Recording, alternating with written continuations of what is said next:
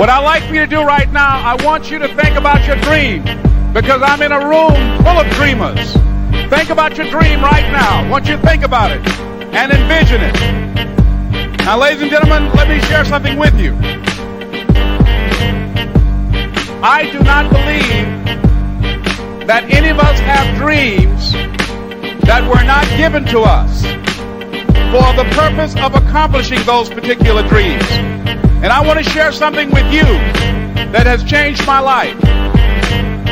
I started out, as was indicated by Jack, it's very humble beginnings. I don't know what that dream is that you have. I don't care how far-fetched it might appear to be. I don't care how disappointing it might have been as you've been working toward that dream. But here's what I know, that that dream that you're holding in your mind, that it's possible. Let's say that together, please. It's possible. See, sometimes we can't say, I can do that. But what we can say, that it's possible that I can have my dream as we run toward it, as we work on it day in and day out. No one, ladies and gentlemen, could have convinced me when I started out just over 6 years ago, working on my dream. And I want you to think about whatever your dream is, because I was willing to take a chance, and most people won't do that. Most of the people that you talk to try and bring them into the business, these are not risk takers. Most people have done all that they're ever going to do. They raise a family, they earn a living, and then they die. But people who are running toward their dreams, life has a special kind of meaning. And here's what I will share with you, that in the process of working on your dreams, you are going to incur a lot of disappointment, a lot of failure, a lot of pain, a lot of setbacks, a lot of defeats.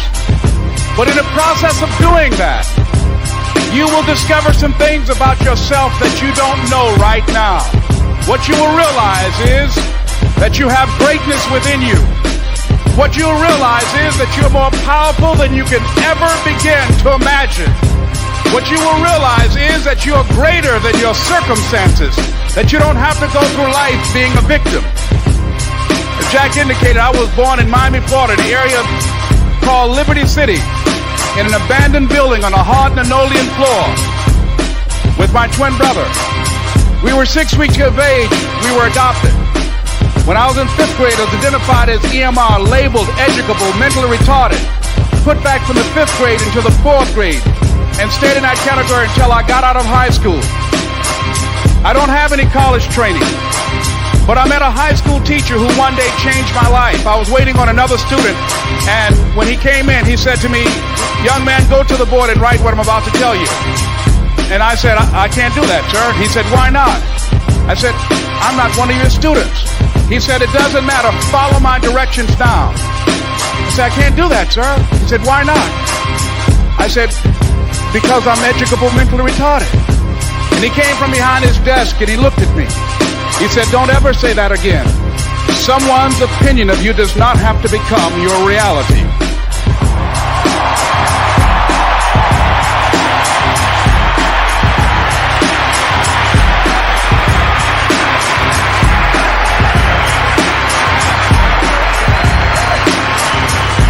And that man, Mr. Leroy Washington, did something for me. He started planting seeds in my mind that enabled me to begin to dream, as Dexter has been doing for you.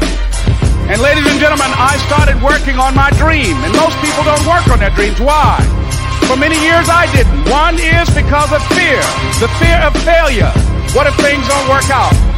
And the fear of success. What if they do and I can't handle it? The other thing is that most people, ladies and gentlemen, they get comfortable.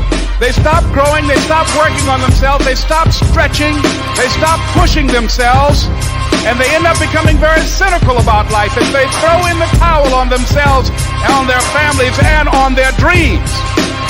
And the other thing is that most people don't feel worthy. What I'm doing now, I could have been doing years ago. But because I did not have a college education, because I didn't believe in myself, Because I allowed other people's opinion of me to control my destiny, I didn't act on my ideas. So I applaud you for your dreaming, for your running toward your dream. I applaud you for believing in yourself, because that's what life is about. Stretching and challenging, looking for ways that you can begin to improve yourself. And ladies and gentlemen, as a result of stretching out, of acting on my dream, and I don't know what that dream is for you, I can tell you that it's possible. No one could have convinced me that after just over 6 years, I will have my own book entitled Live Your Dreams. Just over 6 years, I will have 5 specials on public television. Just over 6 years, I've done motivational speaking for AT&T, Procter & Gamble, McDonald's Corporation, Xerox, IBM. Just over 6 years. I will now have my own talk show that will premiere on Monday, Labor Day. I'm saying to you, your dream is possible. Your dream is possible. But not only is it important that you believe and begin to know that it's possible for you to live your dream as you run toward it, but I've done something that I want to share with you called Choosing Your Future. In fact, I've developed a set of tapes talking about how to begin to create your own reality by choosing your future.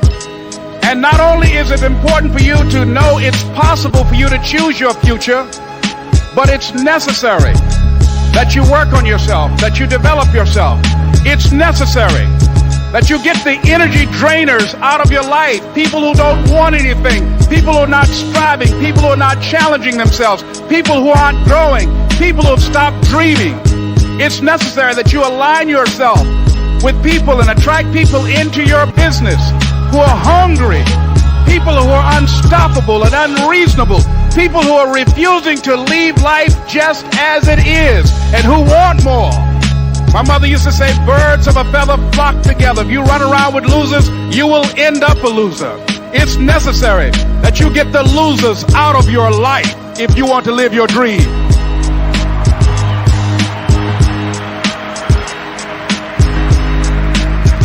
It's necessary to know that everybody won't see it, that everybody won't join you, that everybody won't have the vision. It's necessary to know that a lot of people like to complain, but they don't want to do anything about their situation. That you are an uncommon breed. You have to know within yourself that I can do this. Even if no one else sees it for me, I must see it for myself. That's necessary. It's also, ladies and gentlemen, necessary that you be creative when you're working on your ideas. That you understand the importance of changing up, of readjusting your strategies. Many times we can have a great idea, but if you're not advancing it in the right way and things don't happen, you become discouraged and think the idea doesn't work. No, that's not true. It's necessary that we become creative. I remember when I was in New York walking down the street, and a guy approached me and said, "Hey, mister, can I shine your shoes?" And I said, "No, I'm in a hurry. I don't have time." I kept walking. Someone else said, "Hey, man, your shoes look bloody. May I shine your shoes?" I said, "No, I don't have time. I'm sorry, I'm busy." And I was walking fast, and many people solicited me for my business. And then finally, a young man stepped in front of me, and he said, "Excuse me." And he started counting, 97, 98, 99, 100. He said, "Sir?" I said, "Yes." He said, "Come here, please." I said, "What is it?" He said, "Today is my birthday. And every year, just to thank God for another year of life, the 100th person who passes my shoe shine stand, I offer them a free shoe shine. Would you give me the honors?" I said, "Why, sure."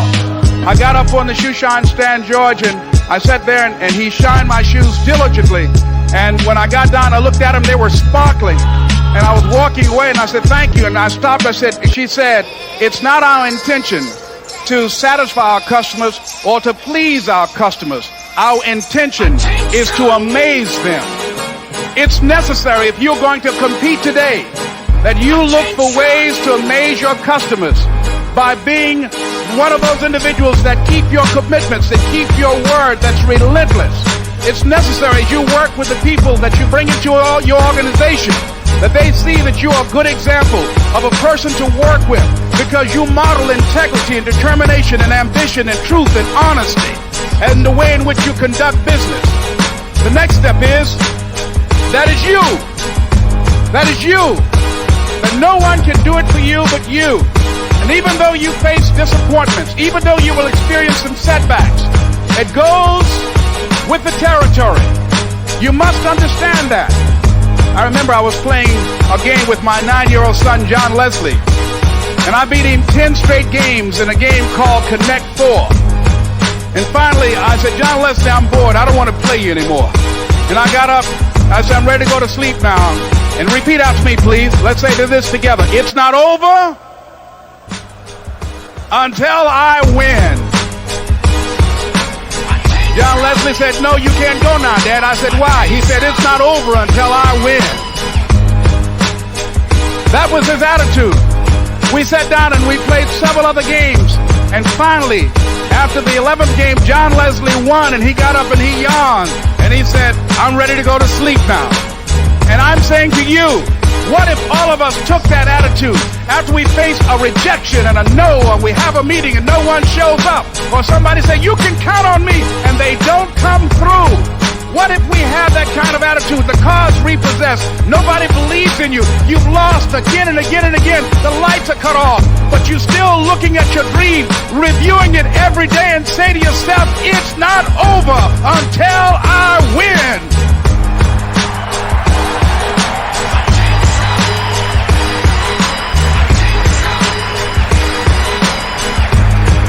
Life will yield to you.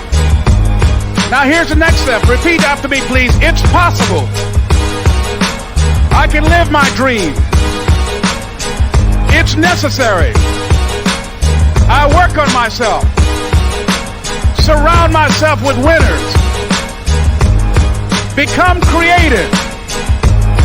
It's me. I've got to make it happen. It's not over until I win.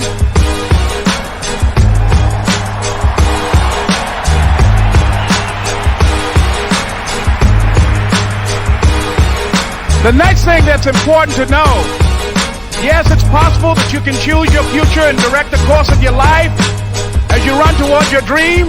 It's necessary that you have goals, that you write those goals down, that you plan, that you think constantly of how you can begin to improve what it is that you're doing. If it's your presentations, if it's your recruiting skills, whatever that is, it's also necessary that you look for ways to always find a way to pull it out when everybody else thinks you're defeated. That you've got to take personal responsibility to know that in order to become successful, you've got to make it your personal business to do it. But the next thing, ladies and gentlemen, I want to share with you that some of you already know that it's hard. It's not easy. It's hard changing your life.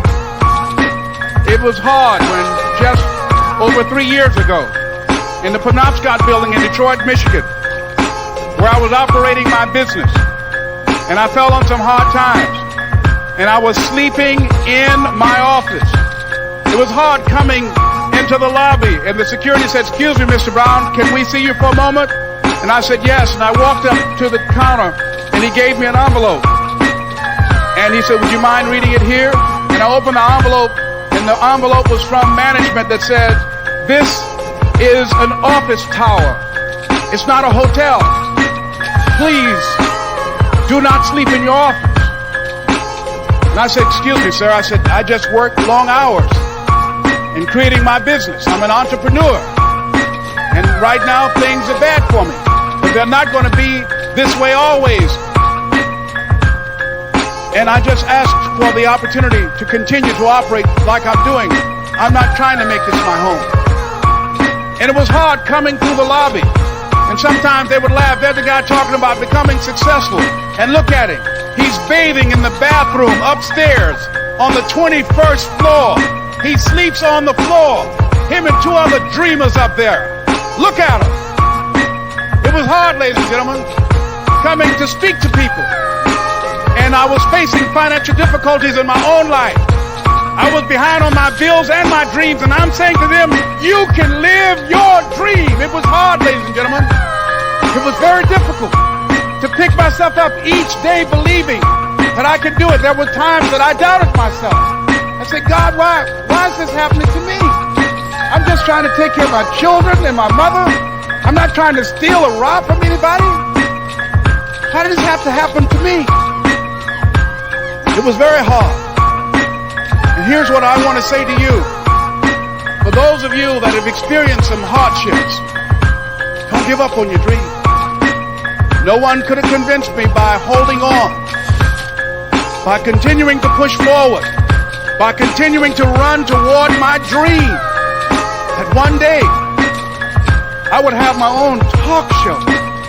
It's a long shot, ladies and gentlemen, from Liberty City, an abandoned building on a floor, never knowing my mother or father. It's a long shot. Being here with you today in this dome in Atlanta, it's a long shot. No college training, labeled educable, mentally retarded, but I kept running toward my dream.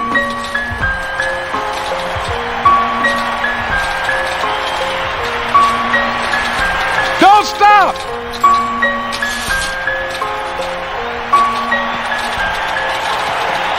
Don't stop.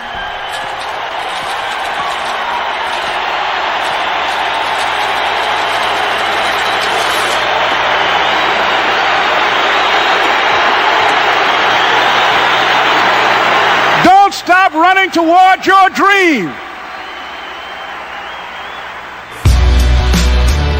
It's very important as you hold on to that dream. There are moments when you're going to doubt yourself. There are rough times are going to come, but they have not come to stay. They have come to pass. It's very important for you to know that. Don't say I'm having a bad day. Say I'm having a character building day.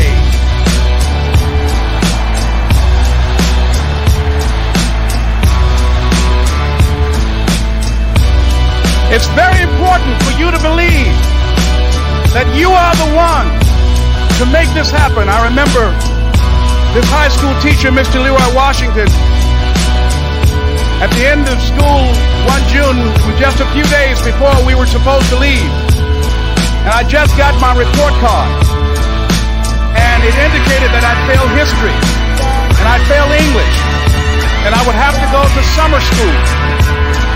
And I was feeling within myself that I was a failure, that I'm sure that most people in getting paperwork, and I was feeling down on myself and very negative. And Mr. Washington was giving a speech to the graduating seniors, and I was in 11th grade. And even though I wasn't supposed to be in there, I went in there because the speech he was giving, that speech was for me. And as he talked, my heart began to beat fast. Tears began to run by my eyes, and I was in the back just listening to him because he said, and he was a very dramatic man. I still talk to him to this day. He said, as graduating seniors of Booker T. Washington High School, I want you to know that you're blessed and highly favored, and that as you go toward the future, begin to know that you have greatness within you. And if just one of you here begin to envision yourself as being blessed and highly favored to reach your goals, if just one of you capture the essence of what that means, that you have greatness within you and a responsibility to manifest that greatness, that you can make your parents proud, you can make your school proud, you can touch millions of people's lives, and the world will never be the same again because you came this way. And the students gave him a rousing standing ovation. And as he left the auditorium, I ran down the steps and I caught him in the parking lot.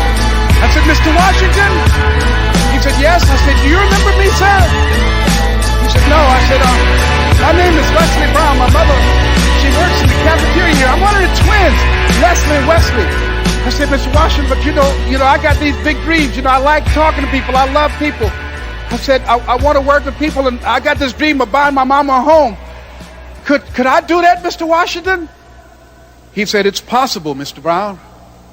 And as he walked away, I called him again. I said, Mr. Washington? He said, what do you want now? I said,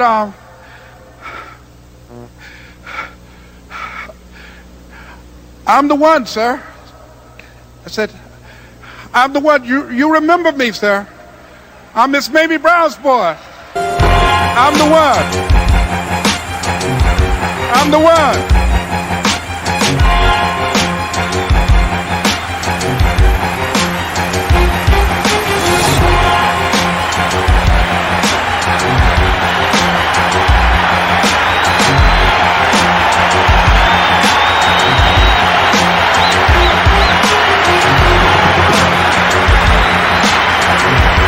And you must feel that's why you're here, because you are the one. And I remember when PBS first played one of my specials called You Deserve, one Sunday afternoon in Miami, Florida. I had some friends call him to tell him to tune in. And he watched the program. He called me in Detroit, and I answered the phone. I said, hello. He said, may I speak to Les Brown, please? I said, who's calling? He said, you know who this is.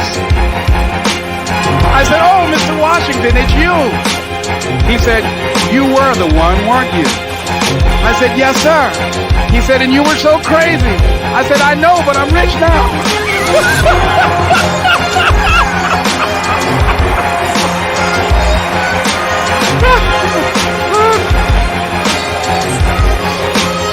Ladies and gentlemen, it's not going to be easy. It was hard laying on the floor of the Penobscot building, looking out of the window, daydreaming, saying, Les, can you do this?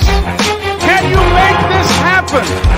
I used to listen to tapes day in and day out about See You at the Top, my great friend Zig and Dennis Waitley and different other motivational speakers and Dr. Norman Vincent Peale. And Dexter saying, don't let nobody steal your dream. I used to ask myself, can I do this? And something said within me, you're the one. You're the one. And let me tell you something, ladies and gentlemen. While you're here, and before you go back home to your respective cities and communities, write down at least 5 reasons on why you deserve your dream. And why you won't give up. What's going to make you unstoppable. Why you must be unreasonable, because logical, practical thinking says you can't do it today. But if you want to produce unreasonable results in your life, like living your dream and taking charge of your destiny, you've got to be an unreasonable person. You've got to be an uncommon person. So write down the reasons of why you're here. My first major goal was to buy my mother a home. And let me tell you something, ladies and gentlemen. What will reasons do, Les? Nietzsche said, if you know the why for doing, you can endure almost anyhow. What do you mean by that? If you know why you're doing something, when the hard times come, and they're going to come, when the disappointments and the rejections come, and they're going to come by the truckloads, your reasons will be your rod and staff to comfort you, to pick you up. Once again, I got a saying on one of my tapes, if life knocks you down, try and land on your back, because if you can look up, you can get up to make it. I'm going to make it. Shake somebody's hand on your right and left and say, you got the right stuff.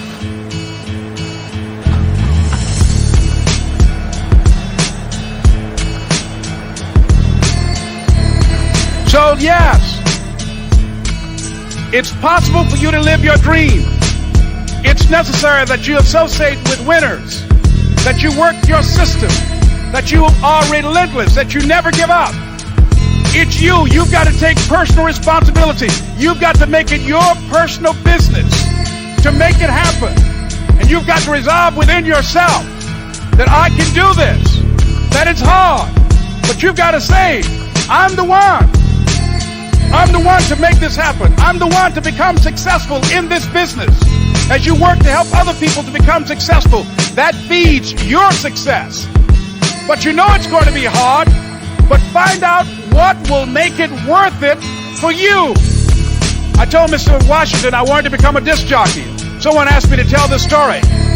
And he said, Les Brown, he said, if you want to do anything worthwhile in life, you've got to be hungry. And so I started working to develop myself. He said, I want you to practice every day being a disc jockey. I said, but I don't have any job now. He said, it doesn't matter. He said that it's better to be prepared for an opportunity and not have one than to have an opportunity and not be prepared. So every day I was working to develop myself. And that's what you must do. And as I was working to develop myself, I applied for a job as a disc jockey, WMBM on Miami Beach. I went to a guy named Milton Butterball. I said, how you doing, Mr. Butterball? I'd like to get a job as a disc jockey. He looked at me, he said, do you have any broadcast background? I said, no, sir, I don't. Do you have any journalism background? I said, no, sir, I don't. He said, we don't have any jobs available. I said, yes, sir. I went back to Mr. Washington and I told him. He said, don't take it personally. He said, most people are so negative, they will have to say no 7 times before they say yes. He said, go back again. So I went back again. I said, how you doing, Mr. Butterball? My name is Les Brown. He said, I know what your name is. What do you want? I said, I'd like to know whether or not you have any jobs at disc jockey, sir. He said, didn't I just tell you yesterday we didn't have any jobs? I said, yes, sir, but I know whether or not somebody got laid off or somebody was fired, sir. He said, no one was laid off or fired. Now get on out of here. I came back the next day. Hello, Mr. Butterball. How are you? He said, fine. What do you want now? I said, I'd like to know whether or not you got any jobs, sir. Didn't I tell you the last 2 days we didn't have any jobs? I said, yes, sir, but I don't know whether or not somebody got sick or somebody died, sir. He said, no one got sick or died. Now don't come back here and throw me out again. I came back the next day like I was seeing you for the first time. I said, hello, Mr. Butterball. How are you? He looked at me with rage. He said, go get me some coffee. I said, yes, sir.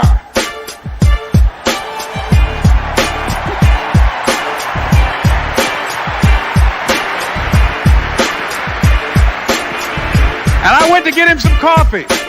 After a while, I would give them lunch and dinner, and I would go in the control rooms and take the disc jockeys their food, and I would not leave until they would ask me to leave. Then they started trusting me to pick up entertainers that came to town. Entertainers like the Four Tops and the Temptations and Donna Ross and the Supremes. I would drive them all over Miami Beach in the disc jockeys' big long Cadillacs. I didn't have any driver's license, but I was driving like I had some.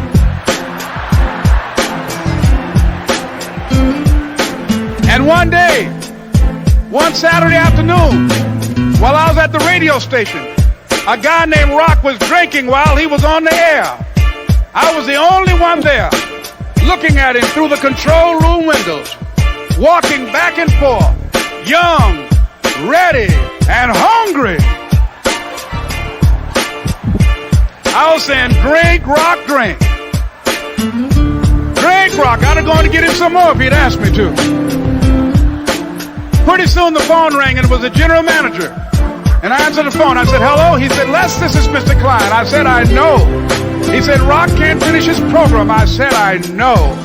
He said, would you call one of the other DJs in? I said, yes, sir. I hung the phone up. I said, now he must think I'm crazy. I called my mom and my girlfriend Cassandra. I said, y'all turn up the radio and come out on the front porch. I'm about to come on the air.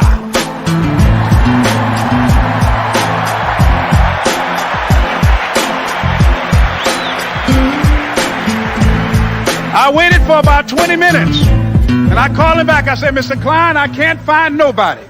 He said, young boy, do you know how to work the controls? I said, yes, sir. He said, go in there and don't say nothing here. I said, yes, sir. I couldn't wait to get behind those controls. I put on an old Stevie Wonder record called Fingertips. I sat down behind that turntable. I said, look out, this is me, LB Triple P. Les Brown, your platter playing papa. There were none before me and there will be none after me. Therefore, that makes me the one and only.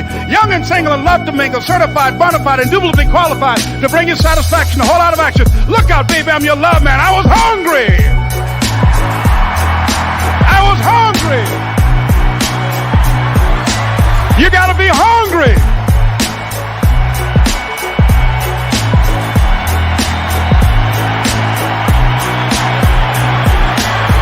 You gotta be hungry.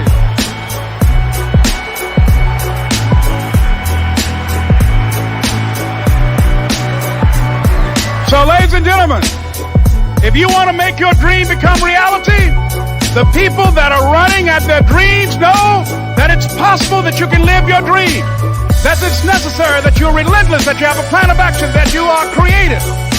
The people that are living their dream of finding winners to attach themselves to. The people that are living their dreams of a people that know that if it's going to happen, it's up to them. And they're resolving within themselves, it's not over until I win. The people that are running after their dream know they're going to have hard times. They keep on running because they're saying within themselves, I'm the one. I'm the one. No matter how bad it is or how bad it gets, I'm going to make it. The people that are running after their dreams are the people that are hungry. Shake somebody's hand on your right and left and say, you got to be hungry.